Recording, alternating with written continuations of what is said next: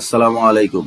Play store থেকে তাফহিমুল কোরআন app update করার পরে 119 নাম্বার যে আপডেট করার পরে ফাইল সিস্টেম চেঞ্জ করা হয়েছে। তো প্রথমেই একটা মেসেজ আসবে এটা আপলোড দিলে যে আপনার ফাইলগুলো সরিয়ে নিতে হবে, নতুন লোকেশনে ফাইলগুলো কপি করতে হবে। তো ওইটা অনেকে করবেন না, করেন নাই এবং কেটে দিছেন, যার ফলে এখন অনেকে ফাইল খুঁজে পাচ্ছেন না। তো ওইটাতে ওকে দিলেই ফাইলগুলো অটোমেটিক নতুন লোকেশনে কপি হয়ে যেত, কিন্তু অনেকেই হয়তো বুঝতে পারেন নাই, ওই এটা কেটে দিছেন, তো যার কারণে ফাইল খুঁজে পাচ্ছেন না। তো এই নতুন লোকেশনে ফাইল নেওয়ার জন্য যেটা করতে হবে সেটা হচ্ছে, এই যে দেখেন আমরা এই যে ফাইল তৈরিতে দিলাম, এই যে কোনো ফাইল নাই, কিন্তু আমার এখানে ফাইল ছিল।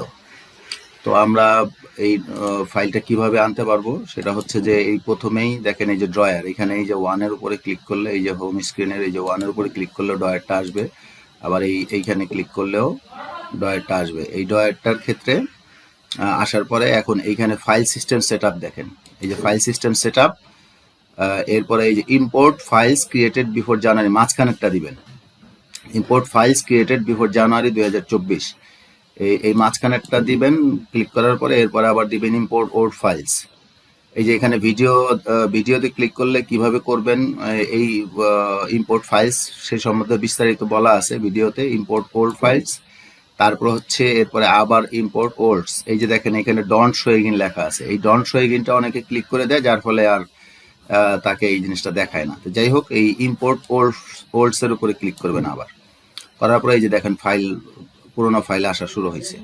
তো এইটা অল্প সময় লাগলো, আমরা কয়েকটা ফাইল দিয়ে দেখাইছি এই জন্য। তো এইখানে তিলাওয়াত সহ আরো অনেক ফাইল থাকে, এই জন্য দীর্ঘ সময় লাগবে, হয়তো কয়েক মিনিট সময় লাগবে, এই জন্য এটা এইভাবে স্ক্রিনে রেখে দিতে হবে। সব ফাইল ইম্পোর্ট হয়ে গেলে তারপরে হয়ে গেল, আলহামদুলিল্লাহ ইম্পোর্ট কমপ্লিটেড আসবে, এরপরে ওকে হয়ে গেল। এখন আমরা দেখি, আমরা এই যে ফাইল তৈরি বিভাগে যাই, যাওয়ার পরে দেখা যাবে যে এই যে আমাদের ফাইলগুলো চলে আসছে, আলহামদুলিল্লাহ। তো এই হচ্ছে আমাদের বিষয়গুলো, পুরনো ফাইল ইম্পোর্ট একেবারে ইজি।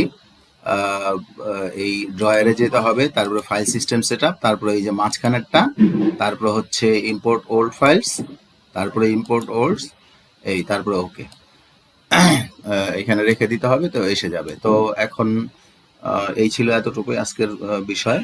যারা ফাইল সিস্টেম সেটআপ করে নেবেন, আর এই সেটআপের যে বিস্তারিত ভিডিও সেটা আবার এইখানেই দেওয়া আছে, এই বিস্তারিত ভিডিও, এই যে এইখানে ভিডিও ক্লিক করলেই আপনার এই যে ভিডিওটা চলে আসবে, বিস্তারিত ভিডিওটা দেখতে পারবেন। 15-16 ভিডিও আছে। আজকে আমি এইটুকু বলে আজকে শেষ করছি। আসসালামু আলাইকুম।